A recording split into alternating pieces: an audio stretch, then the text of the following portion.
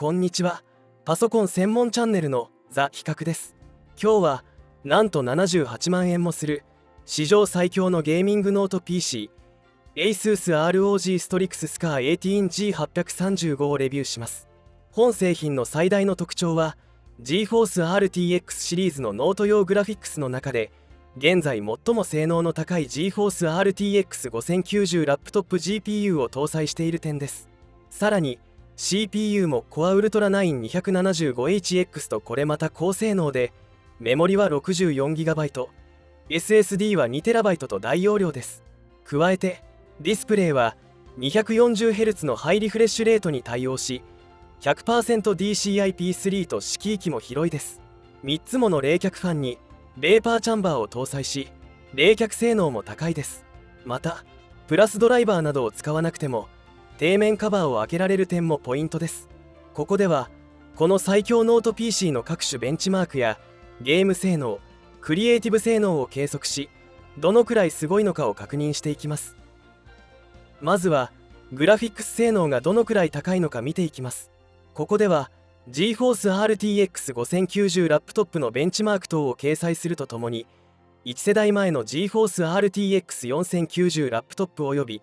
下位モデルの GeForce RTX 5080ラップトップと比較していきます。最初に DirectX 12の性能の指標となる 3D マークスチールノマドのベンチマークスコアを見てみます。こちらはレートレーシングを使用していないベンチマークとなるので、レートレーシングに対応していないゲームをする方や必要ないという方の参考になります。 GeForce RTX 5090ラップトップは1世代前の GeForce RTX 4090ラップトップより約 20% も高いスコアでした。また下位モデルの GeForce RTX 5080と比較すると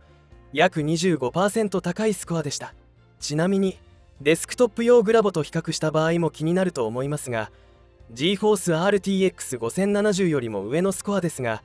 GeForce RTX 5070Ti よりは下のスコアとなっています。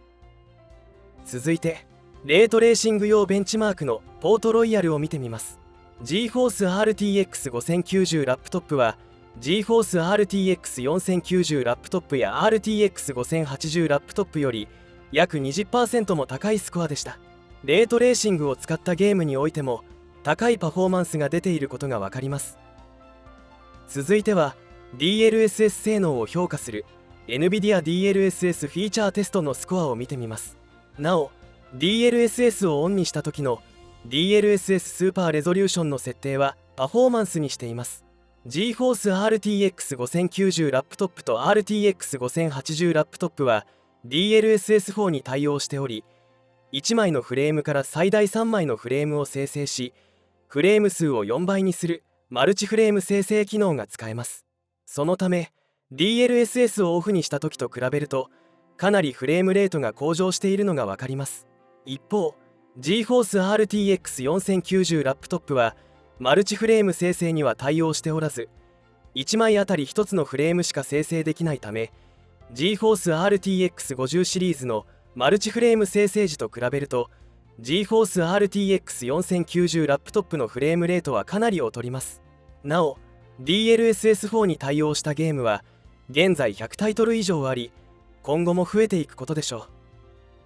続いては実際のゲームでフレームレートを確認します。最初は DLSS4 に対応したサイバーパンク2077のベンチマーク機能での平均フレームレートを確認します。解像度を 2560×1600 プリセットをレートレーシングオーバードライブにしてテストしました。まずはフレーム生成をオフにしてベンチマークを実行してみると 55fps という低めの平均フレームレートでした。次に DLSS4 のマルチフレーム生成を有効にし、フレームを約4倍にする 4x の設定にすると 172fps までフレームレートが伸びました。 GeForce RTX 5080ラップトップのマルチフレーム生成を有効にした時と比べると約 9% 高いスコアでした。一方 GeForce RTX 4090は DLSS4 には対応していないので、フレームを約2倍にする従来のフレーム生成機能しか使えません。そのため GeForce RTX 5090と比較するとフレーム生成時の平均フレームレートに大きな差がありました。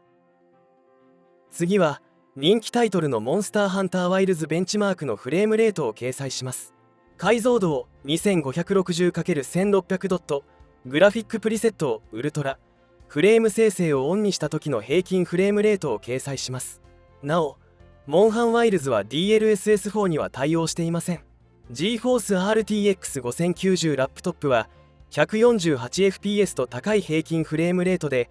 RTX 4090ラップトップよりも約 15% 高かったです。なお、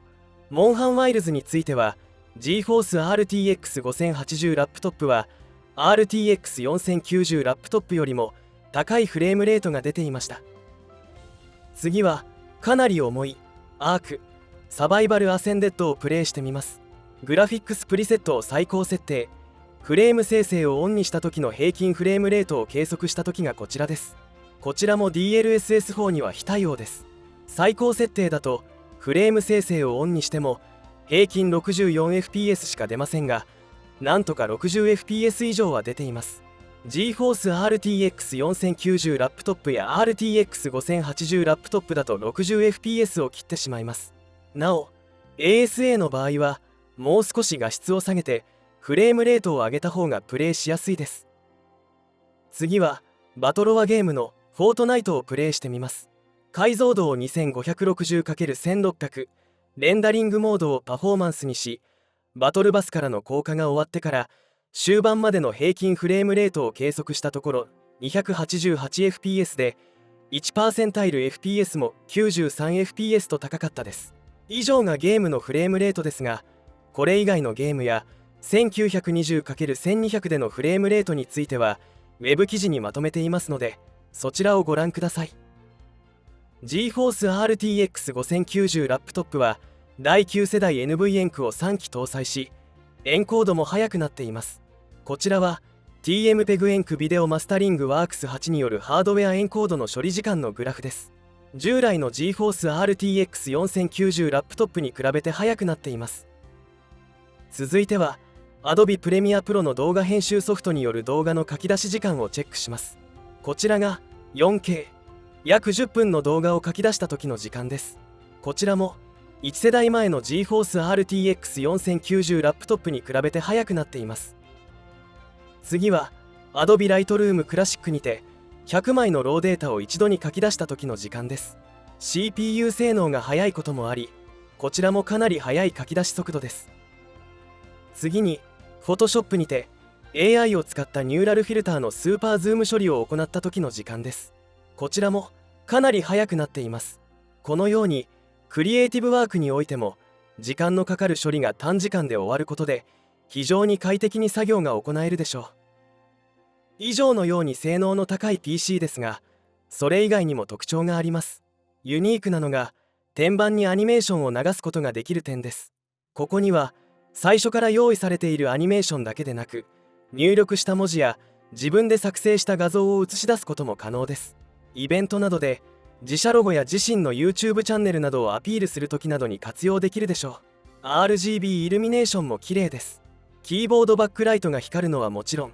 底面の周りに RGB ライトバーが搭載されており、幻想的でとてもきらびやかです。本製品は底面カバーが外しやすい点も特徴です。レバーをスライドさせた後、底面カバーを下側にずらすだけで底面カバーが外れます。ゲーミングノート PC はファンが高速で回転するのでホコリがたまりやすいですが、底面カバーが簡単に外れるので掃除が楽です。内部は冷却ファンが3つもあり、ベーパーチャンバーと合わせて強力な冷却性能です。実際にゲームをしていても問題ない CPU 温度、GPU 温度で推移していました。また空いている M.2 スロットもあり、ここに SSD を増設することも可能です。メモリの交換もできます。なおパーツの交換、増設はメーカー保証対象外となるため自己責任でお願いします。ディスプレイの品質も高いです。ディスプレイにはミニ LED を採用し、黒と白のコントラスト比が高く 100%DCI-P3 と色域も広めです。またリフレッシュレートが 240Hz と高いので動きの速い FPS、TPS ゲームもプレイしやすいです。フォートナイトのような視点を速く動かすゲームもプレイしやすいです。また最近は有機 EL の採用とともに光沢ディスプレイが割と増えてきましたが、